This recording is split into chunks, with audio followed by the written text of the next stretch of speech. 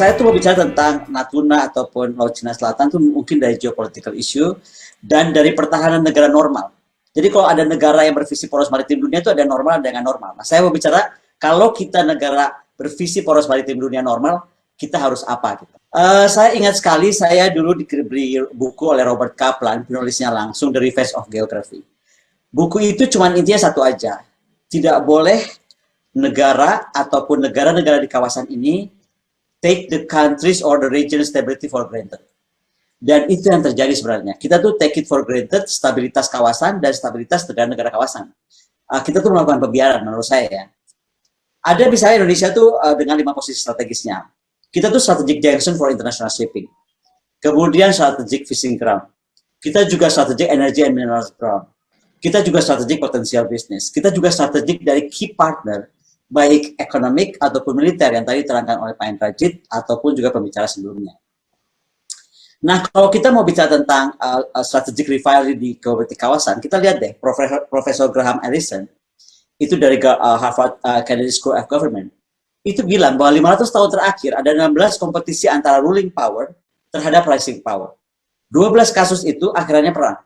US itu adalah colossal ruling power yang sudah mulai digoyang oleh China. Dan dinamika kompetisi ini menciptakan sebenarnya fear in ruling powers, tapi juga arrogance in rising power. Nah, bagaimana kemudian dimensi rivalitas strategis ini ditambah oleh trade of war, yang tadi sampaikan Pak Hendrajit, kemudian technological war antara China dan Amerika, COVID-19 war terjadi juga, dan political ideology war, selain juga freedom of navigation war, yang tadi diterangkan kalau nggak salah oleh Pak Anton Permana ya. Nah, jadi ada aspek dinamika nyata, psikologis dan politik. Secara nyata kekuatan ekonomi Cina ini semakin besar. Kemampuan teknologinya juga semakin masif. Kemampuan tempur militernya, udah jangan ditanya lagi, PLA itu makin meningkat gitu kan dengan pesat. Dari aspek psikologi kita lihat misalnya bagaimana kedua pihak ini akhirnya satu sama lain ya udah melihatnya semakin enemy gitu. Oh itu enemy gue, ini enemy gue. Nah masalahnya adalah kan tadi disampaikan bukan cuma berdua nih. 2000 berapa ya? 2009 nanti saya akan lihat yang petanya. Saya udah bilang hati-hati kalau kita nggak cepat bangun kekuatan militer kita nih akan masuk coalition of the willing, gengnya itu tadi. Dan itu sudah terjadi sekarang. Nah, kondisi politik dalam negeri juga berpengaruh misalnya oleh kaum hoax yang betul-betul beraliran keras dan memberikan pengaruh pada dinamika hubungan ini. Nah, ketika saya bicara hoax juga kita mesti ingat di Indonesia juga banyak kaum hoax gitu yang melihat seolah-olah wah ini tuh seru, tapi apakah pengetahuannya holistik atau tidak? Ini kita mesti konsekuen memperbaikinya. Pertanyaannya tuh saya mau tanya ini dulu. Indonesia tuh mau jadi apa? Mau jadi honest broker? Kalau mau jadi honest broker, kita harus bisa main menjadi mediator dalam konflik resolution yang baik. Atau kita mau jadi peace facilitator. Ini beda nih, beda peran, beda yang mesti disiapkan. Nah, posisi Indonesia ini ya, kita harus jujur melihat. Ketika landas kontinen Indonesia-Malaysia ditandatangan tahun 69, Cina nggak protes. Ketika Undang-Undang nomor 583 tentang ZTE didepositkan ke PBB, Cina nggak protes. Ketika Undang-Undang nomor 696 tentang perairan Indonesia didepositkan ke PBB, Cina juga nggak protes. Ketika titik dasar garis pangkal didepositkan ke PBB oleh Indonesia, Cina juga nggak protes gitu. Nah, 2009, Cina tuh deposit peta 9 desline dia itu ke PBB. Indonesia protes 8 Juli 2010. Diikuti Malaysia, Vietnam, Filipina bersama-sama. Ini nanti kita bisa diskusi sendiri nih ya, soal peta 9 desline ini dan kita apakah harus marah sama Cina atau sama Taiwan. Ini another story, tapi saya nggak mau bahas itu dulu deh. Posisi Indonesia, penamaan Laut Natuna Utara itu Agustus 2016 sampai Juli 2017. Intercamp dan expert meetings. Kemudian ada presiden penamaan Laut Natuna dan keputusan arbitrasi di bawah chapter 7 UNCLOS 82. Jadi kelihatan ya, dari ini blok Laut Cina Selatan ini kemudian menjadi namanya blok Natuna tadi. Posisi migas, kita bicara migas nih ya. Eksplorasi migas Indonesia di Natuna sejak 60, itu nggak ada yang protes. Negara manapun nggak ada yang protes, including China. Gitu. Nah, posisi Indonesia, ini harus kita jelaskan. Indonesia tidak pernah mengajukan klaim pulau ataupun karang di Laut Cina Selatan, itu very clear ya. Semua pulau di Indonesia dan Natuna dan Anambas sepenuhnya ada dalam kedaulatan Indonesia, tidak pernah ada klaim negara lain. Ini yang dari tadi saya perhatikan, kayaknya kita udah mau perang aja gitu, kayak berserbu. Jarak Skatung ke Spratly Island itu 594.5 nautical mile. Maksimum klaim kita dengan UNCLOS itu hanya 200 nautical miles. Jadi kita nggak punya overlapping waters. Negara mitra perundingan Indonesia juga nggak dapat menggunakan sebenarnya pulau-pulau kecil sebagai proyeksi ZTE dan landas kontinen. Itu mesti kita sepakati. Nah, jadi saya mau tanya nih kembali, Indonesia tuh mau kemana? Kita mau jadi rolling power, oke? Menjadi negara poros maritim dunia tuh kita mau jadi rolling power, atau kita mau jadi rising power, atau kita mau jadi EGP power. Apa sih EGP power bukannya gitu? Emang gue pikirin. Itu yang saya lihat terjadi sekarang gitu. Saya teriak-teriak ini dari 2007 mungkin. Semua kayaknya, Bu Kolin nakut-nakutin. Saya ceritain tentang petanya bakal seperti apa. Bu Kolin nakut-nakutin. Menurut saya itu EGP power. Bodo amat lah gitu. Baru pada panik, baru pada bingung. Begitu ada kapal-kapal berkeliaran gitu. Nah, kita tuh EGP power kenapa? Udah jauh-jauh tahu dari negeri ini ada, dari Indonesia belum ada. Ada namanya sebuah kesultanan di Jepara. Itu udah tahu, ini posisi ini nggak akan bergerak, dan kemarin kita tahu kita tuh punya extended kita punya slot yang bagus, yang sekarang menjadi bahaya karena ada kebijakan extended security of slot dari negara-negara kuat. Kemudian security of resource flow resource flow. Kemudian kita juga freedom of the sea juga udah dibahas sejak kapan. Military build up juga sudah terjadi dari kapan tahu, dari mulai zaman kolonial juga ada military build up. Yang sekarang menjadi berbahaya, ada ADIS zone dan ada AMIS zone. ADIS itu di udara, AMIS itu di laut. Nah, saya perhatikan apa aja yang dibuat oleh negara Coalition of the Willing atau Amerika dan kawan-kawannya, itu di kopi Cina. ADIS dia buat di Laut Cina Timur. Saya udah bilang, siap-siap kita buat sesuatu konsep supaya Laut Cina Selatan nggak semakin berantakan gitu, ruang udaranya. Nah, menurut saya juga Cina akan melakukan MIS, Maritime Identification Zone, meniru Australia. 1000 mil dari pinggir pantai Australia itu bisa mereka awasi penuh. Nah, Cina akan bikin itu. Apa kabar kalau dari Sepertinya tadi 1000 mil ke sini? Indonesia dikepung dari sebelah sini sama Australia, dikepung dari sini dari surveillance-nya China gitu.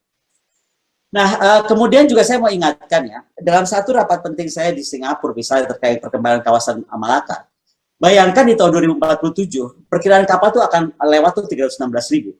Tapi di 2083, 1,3 juta kapal akan lewat. Kita mau buat apa dengan ini? Pernah nggak kita kepikir gitu? Kita tuh punya line of communication demikian strategis.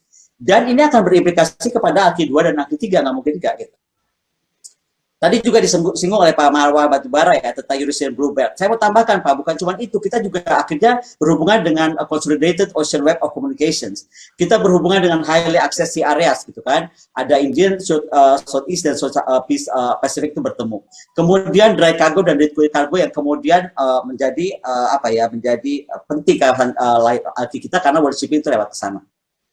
Ada fakta dan tendensi. Jadi satu, sengketa ini dipertajam dengan pertimbangan kepentingan strategis dan geopolitik yang lebih luas dari masing-masing aktor. Ketika saya bilang masing-masing aktor tuh, yaitu tadi yang berseteru bersama kawan-kawannya. Kita ini lebih cenderung nonton aja gitu kalau saya perhatikan Indonesia tuh anehnya sekali lagi. Nah, negara ASEAN juga terkondisikan untuk waspada terus terhadap Cina gitu. Nah, kemudian Cina sangat peduli tentang kehadiran Amerika dan Coalition of the Willing, sudah pasti, apalagi sekarang ada AUKUS gitu kan. Nah, kemudian negara kawasan juga harus mampu sebenarnya mengukur kembali gimana sih relationship kita antara negara partner yang jauh, yang ASEAN plus this, ASEAN plus that, dengan negara betul-betul ya udah ASEAN aja gitu. Nah, bagaimana kemudian kita keeratan ini dapat dimulai dari misalnya melaksanakan satu ASMIS atau ASEAN Maritime Identification Zone atau ADIS bersama ASEAN. Saya nggak tahu apa, tapi harus ada sesuatu yang membuat kita semakin erat sebagai ASEAN countries gitu. Jadi kita tuh bisa bersatu dalam ruang udara sebelum kita mungkin tidak bersatu dalam ruang maritim. Itu mungkin mesti kita harus pikirkan. Dan tadi ya, faraway partnership itu harus kita timbang betul. Karena ASEAN tuh harus berpikir betul-betul ASEAN to ASEAN. Yang bikin ASEAN nggak bisa solid dan banyak orang ragu terhadap ASEAN. Karena tadi banyak kepentingan partnership yang membebani negara-negara ASEAN itu. Nah, kalau kita tadi saya sampaikan kita mau jadi apa gitu. Kalau kita mau jadi ruling power, kita harus punya attitude sebagai player. Kita nggak bisa lagi ngomong anggaran, titik tutup itu soal anggaran. Kita bicara tentang trade. Sekarang saya tanya, siapa sih trade kita?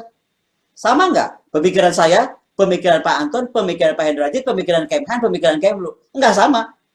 Gitu. Define strategi dari situ. Strateginya tahu, baru kita bisa bikin strategi seperti apa yang disampaikan Pak Hendrajit. Baru kita bisa bikin for structure yang kita mau. Makanya dari dulu saya selalu dibilang, kenapa Bu Kony itu punya, dari dulu udah ngomong harus punya 14 kapal selam. 2007 kok itu saya bikin PSD saya, kok saya bilang 2000 mesti punya 14 kapal selam. Saya ingat dulu saya dimarahin orang, ngapain punya 14 kapal selam? Lah sekarang Kemhan nulis mesti punya 12 kapal selam, nggak ada yang protes. Nah, Atau saya bilang, dari dulu kita mesti punya kapal induk. Orang bilang, ngapain sih Bu Koni ini? Orang pulau kita banyak. Jadi nggak ada yang bisa bedain antara kapal induk sama pulau yang diam gitu. Tapi semua diam gitu. Jadi kan aneh nih. Nah, saya mau liatin ini ya. Ini tuh saya udah bikin dari 2009. Sok cek namanya namanya apa ya, digital forensik itu nggak bisa bohong. Saya udah bikin ini dari 2009. Ini loh yang akan terjadi. Jadi nggak usah kaget tiba-tiba Cina punya kapal induk, kemudian nanti Amerika datang yang saya nggak bisa ukur waktu itu. Ternyata Amerika bikin AUKUS. Itu saya nggak bisa hitung tuh. Ternyata dia bikin gitu. Nah, pengaruh AUKUS satu hal. Tapi kita coba lihat ini. Apa ini bukan kolonisasi baru? Ini nih bagaimana peta kekuatan Prancis membangun kekuatan di kita. Siapa yang dilindungi oleh Prancis oleh pangkalan lautnya, daratnya, udaranya itu pangkalan loh semua dengan kapal selam berapa banyak. Mereka hanya melindungi 1.200 orang Prancis yang tinggal di Pasifik. Indonesia ini berapa ratus juta orang. Seberapa banyak negara tuh mau melindungi kita? Itu mesti jadi pertanyaan. Nah, kita tuh terancam jadi bukan saja oleh Presiden Macron tadi dengan apa Le Grand Puissant, tapi juga dengan Britain Vision tentang apa ya, dia bilangnya Threat to Asia Pacific. Kita terdampak juga oleh konsep NATO dengan Jepang. Kita terdampak oleh AUKUS dengan strategi alliance-nya. Yang terakhir, kita terdampak dengan AUKUS, itu sudah pasti. Nah, sekarang saya mau tanya, ini kita bicara migas ya. Ini kalau kita lihat peta migas kita 2012. Coba lihat, siapa yang paling banyak ambil blok migas kita? Ada negara yang protes? Cina protes nggak? Wong Indonesia juga nggak protes? Nggak kan? Coba. Nah, sekarang saya lihat, apa masih bahkan begitu? Ini peta 2022 dan seterusnya. Ini tolong nanti dikoreksi oleh Pak Dirgo ya. Pak Dirgo, saya dapat ini di 2018. Tapi ini menyatakan bahwa ada 19 cekungan produksi dengan 126 proven place yang akan mendapatkan potensi yet to find sebesar 8,3 miliar setara barrel minyak atau BOE. Kemudian menunjukkan cekungan tersebut akan mendapatkan sekitar giant and significant discovery, yaitu di Sumatera Utara, Sumatera Selatan, North East Java, Kutai, dan Pre-Tartary Pacific Margin. Dan Indonesia itu masih berpeluang menemukan paling tidak 2 giant field lagi, sebesar 770 juta BOE. Pertanyaan saya kalau kita tarik ini ya, saya tarik ke sini lagi. Nah, tadi terancam tadi antara Prancis lah, si Amerika lah, si Inggris lah, si Jerman lah, si Italia lah, semua udah mau ke sini kok negara-negara itu. Belanda udah bikin buku putih walaupun dalam bahasa Belanda, dia sedang bikin sesuatu gerakan ke kawasan ini juga. Jadi saya nggak yakin seterusnya dia akan damai seperti di sini. Nih, kita diam-diam aja waktu ini terjadi. Dan Cina juga diam, dia nggak marah nih, Indonesia didudukin Amerika semua nih. Migasnya gitu dan gas metananya, dia nggak marah, nggak bikin apa-apa. Dia baru 3 ini nih. Nah, jadi bayangkan kalau nanti di 2022 nih banyak sekali tempat-tempat baru. Oke, anyway, jadi pertanyaannya Indonesia tuh mau kemana? Coba ulangi lagi pertanyaan kepada diri kita sendiri. Mau jadi ruling power kah? Mau jadi rising power kah? Atau tetap mau menjadi emang gue pikirin power yang kaget-kaget terus tiap saat ada kejadian gitu. Nah, kalau kita mau jadi ruling power, kita mesti punya sistem thinking, berpikir negara ini mau kemana sih dengan misalnya menjadi visi poros maritim dunia.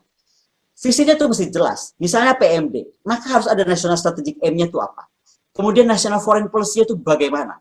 Baru kemudian National Security Policy, bagaimana, ini saya bikin bukunya. Ya, kelihatan nggak?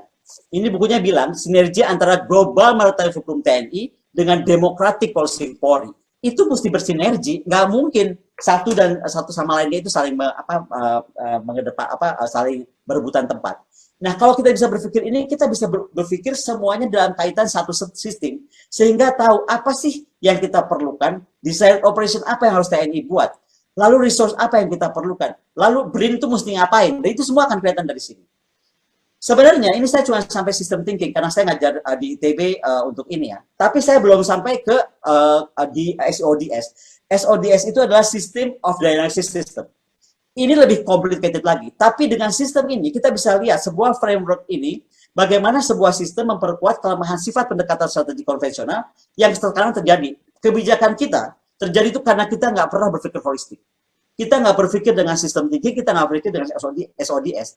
Padahal kalau kita pakai SODS, kita bisa melihat posisi strategis sebuah konflik, dan rekomendasi kita itu bisa strategik dengan alat ilmiah, bukan alat emosi. Gitu. Nah, saya mau bilang bahwa tujuan perang laut, kenapa kita mesti punya TNI yang kuat itu banyak, tapi saya mau bilang 3 aja lah. Securing command, bagaimana mengamankan penguasaan. Disputing command, bagaimana kita mampu mempertikaikan penguasaan. Jadi kalau ada apa-apa nih, kita bisa pertikaikan mereka seperti sepadan gigitan. Kita nggak mampu gitu. Kalau kita mampu, kita bisa balik arah. Itu yang digunakan Malaysia, mempertikaikan penguasaan. Nah, kemudian exercising command, itu perlu untuk penggunaan kekuasaan. Nah, TNI itu diperlukan karena jika tidak mampu mendirikan brown water dia, green water dia, blue water dia, maka kita artinya tidak mampu menjaga kedaulatan laut dan menjaga kepentingan nasional kita. Artinya, itu akan berbahaya bagi kita semua. Nah, kemudian ditambah, ini saya garis kuning, komplikasi pada alokasi dan keterbukaan anggaran pertahanan dan keamanan juga menjadi salah satu permasalahan yang penting dalam meningkatkan kinerja TNI Polri. Ini penting nih, ada komplikasi pada alokasi dan keterbukaan anggaran pertahanan dan keamanan. Ini juga kita mesti tahu gimana caranya mengawalnya gitu. Nah, kenapa? Kalau kita bongkar nih, satu hari kita ada apa sama RRT lah misalnya. Saya mau lihat dari combat unit aja, nggak usah dari yang lain-lain. Dari combat unit di Natuna, dari combat unit juga di udara dan di darat, kita akan bisa lihat kok apa yang mereka punya, apa yang kita punya. Tapi saya nggak akan bacakan, kita contohkan satu aja. Nggak usah ngomong kapal hidup lah, destroyer. Destroyer dia itu, yang kelas 3, itu udah berpeluru kendali. Buatan dalam negeri RRT. Buatan Jiangnan Shipyard. Itu beratnya 7.500 ton. Ya kan? Senjatanya rudal anti pesawat, rudal anti permukaan, senjata anti kapal selam, cannon pesawat jarak pendek. Angkut pesawatnya helikopter. Kemudian fasilitasnya hangar landing pad. Kenapa saya tulis ini? Semua buatan dalam negeri. Semua buatan dalam negeri. Jadi dia nggak usah ketakutan mau ngapain juga, dia bisa bikin sendiri. Nah, ini yang mau saya bilang, Indonesia mau jadi apa? Mau jadi peace facilitator atau mau honest broker, karena beda pendekatannya. Kalau peace facilitator, kita punya masalah. Indonesia menghadapi defense and security dari apa? Apakah membangun kerjasama pertahanan kawasan yang berimbang karena kita nggak mampu sendiri dengan anggaran pertahanan kita itu, atau mendorong kapasitas dan kemandirian militer yang tadi saya ceritakan, Cina bisa gitu. Intinya, ketika kita mampu merumuskan ancaman khusus dan umum, kebutuhan operasi dan alutsista yang diinginkan, kita kemudian tahu mana anggaran yang kebutuhan anggarannya, mana anggaran yang harus prioritas, mana yang tersedia. Jadi, saya masuk sini nih. Contoh ini nih. Kalau kita negara normal, poros maritim dunia, ini yang kita mesti punya. Destroyer kita mesti punya 18. Frigate kita mesti punya 24. Corvette kita mesti punya 69. Kapal cepat rudal mesti punya 42.